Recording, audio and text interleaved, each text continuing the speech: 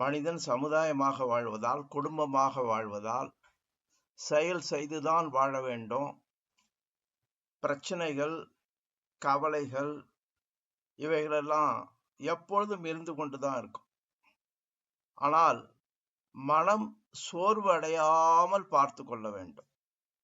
எப்பொழுதெல்லாம் மனம் சோர்வு அடையும் போல இருக்கிறதோ அப்பொழுது நமக்கு உற்சாகம் அளிக்கக்கூடிய செயல்களில் நாம ஈடுபட வேண்டும். காலையிலிருந்து இரவு வரையிலும் எந்த பிரச்சனையும் இல்லாமல் யாரும் வாழ முடியாது. அப்படி வாழ்ந்தால் அது வாழ்க்கையாக இருக்கிறது. ஆனால் நாம பிரச்சனைகளை உருவாக்கி கொள்ளக்கூடாது. பிரச்சனைகள், கவலைகள், நோய்கள் வருவது மிக மிக இயல்பு.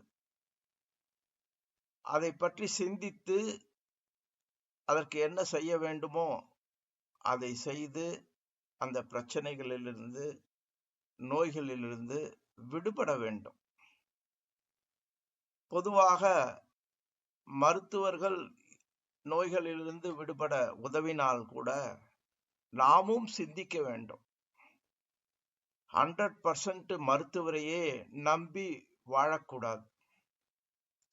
நம் உடல் என்ன சொல்லுகிறதோ அதை கேட்கும் அந்த தன்மை நம் மனதிற்கு வர வேண்டும். அளவாக எடுத்துக்கொள்ள வேண்டும் மருந்தினை. பொதுவாக கூறுகிறார்கள், நம் உடல் நம் நோய்களை தானாகவே சரி செய்து கொள்ளும் தன்மை உடையது என்று கூறுகிறார்கள். ஒரு காயம் பட்டுவிட்டால் ரத்தம் வெளியே வருகிறது, ஆனால் அதுவே உறைந்து போகிறது. இதை செய்வது தெய்வ சக்தி. எனவே எந்த நோயாக இருந்தாலும் அந்த தெய்வ சக்திக்கு ஒரு பங்கு இருக்கிறது என்பதை நாம் உணர்ந்து கொள்ள வேண்டும். தொடர்ந்து அதற்காக பயந்து அடிக்கடி நமது உடலை பரிசோதனை செய்து கொள்வது என்பது ஒரு பண விரயம். இரண்டாவது, நம் மனதிற்கும் ஒரு பயம் வந்துவிடும். மருத்துவத்துறையால் இந்த உடலை முழுமையாக ஆராய்ச்சி செய்து ஆரோக்கியமாக மாற்றவே முடியாது. ஏதோ ஓரளவுக்கு அந்த மருந்து மாத்திரைகள் வேலை செய்யும்.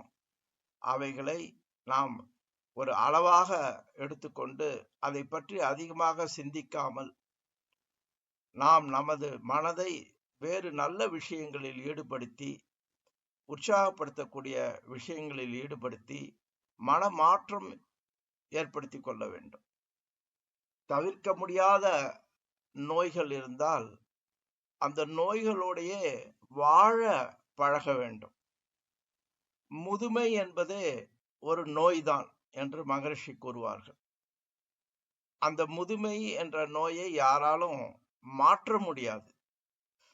அப்பொழுது அந்த முதுமை பற்றி அதிகமாக நினைக்காமல் நாம் நம் மனதை உற்சாகப்படுத்தும் விஷயங்களில், நமக்கு உற்சாகப்படுத்தும் விஷயங்களில் நல்ல புத்தகங்களை படிப்பது, நல்ல பொழுதுபோக்கு டிவி போன்றவைகளை பார்ப்பது, நமக்கு உற்சாகம் அளிக்கக்கூடிய மனிதர்களோடு பேசுவது, மற்ற மனிதர்களுக்கு நம்மாலான உதவிகளை செய்வது, இப்படி நாமே சிந்தித்து நம் மனதை என்கேஜாக வைத்துக் கொள்ள வேண்டும். பாசிட்டிவாக. ஒரு குழந்தை இருக்கிறது என்றால் ஒரு ஜுரம் வந்தால் அந்த சமயத்தில் சோர்வாக இருக்கும், அழும். ஆனால் அந்த மருந்தை உட்கொண்ட பிறகு, அந்த ஜுரம் விலகிய பிறகு அதை மறந்துவிடும். மறந்துவிட்டு விளையாடத் தொடங்கிடும். ஆனால் வயதாக வயதாக மனிதர்கள் ஏற்கனவே வந்த துன்பங்களை நினைந்தும், இன்னும் என்ன துன்பங்கள் வந்துவிடுமோ என்று பயந்தும் அந்த தற்காலத்தில் வாழ வேண்டிய வாழ்க்கையை நாம் இழந்து விடுகிறோம். எப்பொழுதுமே மனம் ஒரு சோர்வான நிலையில் வந்துவிடும். அந்த நிலைக்கு வரவே கூடாது. எனவே நமக்கு உற்சாகம் அளிக்கும் செயல்களில் அடிக்கடி ஈடுபட வேண்டும். நம் மனதை எந்த காரணத்து கொண்டும் சோர்வடைய செய்யக்கூடாது.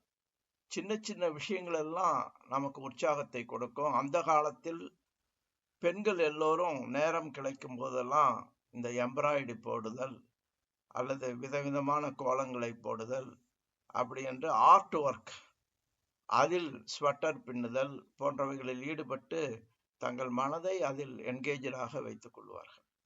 அதனால் மனதை நமக்கு பிடித்தவாறு என்கேஜாக வைத்துக் கொள்ள வேண்டும். நோய்கள் வருவது இயல்பு. அதனால் அதை கண்டு மேலும் மேலும் நோயே இல்லாமல் வாழ வேண்டும் என்று நினைப்பதே முதுமையான காலத்தில் ஒரு தவறுதான். ஓரளவுக்கு நமக்கு உடல் ஆரோக்கியம் இருந்தாலே மன மகிழ்ச்சியாக இருக்க வேண்டும். அந்த வகையில் அமைதி என்பது இன்பத்தையும் துன்பத்தையும் ஏற்றுக்கொண்டு அமைதி நிலையில் வாழ்வதுதான் அமைதியை தவிர ஒன்றுமே செய்யாமல் பேசாமல் வாழ்வது என்பது அமைதி ஆகாது. அந்த சேலஞ்சஸ் இயல்பாக வரும். நாம பிரச்சனைகளை அதிகப்படுத்தி கொள்ளாமல் வாழ வேண்டும். இதற்கு தெய்வ சக்தி நமக்கு உதவியாக அமையும். அந்த தெய்வ சக்தியின் துணையோடு நமக்கு வரும் பிரச்சனைகள் இவைகளையெல்லாம் சமாளித்து கொண்டு வாழ்வோம். நம் மனதை சோர்வில்லாமல் பார்த்து கொள்வோம். இந்த தவத்தை மூலாதாரத்திலேயே தொடங்கியதிலிருந்து முடியும் வரையிலும் செய்யலாம். எப்பொழுதெல்லாம் மனம் சோர்வாக இருக்கிறதோ தவத்தில் ஈடுபடும் பொழுது புருவ மத்தி, தலை உச்சி, பிரபஞ்சம் என்று செல்லாமல் மூலாதாரத்திலேயே அசுனி முத்திரை செய்து கொண்டு ஆரம்பித்து தொடர்ந்து கடைசி வரையிலும் எல்லா விஷயங்களையும் மூலாதாரத்திலேயே செய்து முடிக்கலாம். சூரியன் என்றால் மூலாதாரத்தில் சூரியனை நினைந்து கொள்ள வேண்டும். சந்திரன் என்றால் மூலாதாரத்தில் நினைந்து கொள்ள வேண்டும்.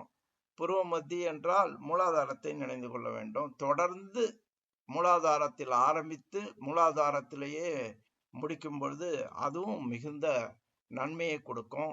ஸ்டெபிலிட்டி, உடலுக்கு ஸ்டெபிலிட்டி கொடுக்கும், மனதுக்கு ஒரு ஆற்றலை கொடுக்கும், அமைதியை கொடுக்கும். அதனால் நமது வாழ்க்கை என்பது அனுபவித்து வாழ வேண்டும். கடந்த கால நினைவுகளையும் எதிர்கால நினைவுகளையும் அதிகமாக ஏற்படுத்தி கொண்டு நிகழ்காலத்தை விட்டுவிடக்கூடாது. வாழ்த்துக்கள். இது பற்றி சிந்திப்போம். நாளை ஒரு அருமையான ஒரு தவம், உடல் சக்தி, மனசக்தி இவைகளை நேரடியாக அதிகரித்து கொள்ள போகிறோம். அந்த பிரபஞ்ச ஆற்றலை நமது உச்சந்தலையிலிருந்து உள்ளங்கால் வரையிலும் ஒவ்வொரு பகுதிக்கும் அதை நினைந்து அதில் செலுத்தி உடல் ஆரோக்கியத்தை பெறப்போகிறோம். மன ஆற்றலை பெறப்போகிறோம்.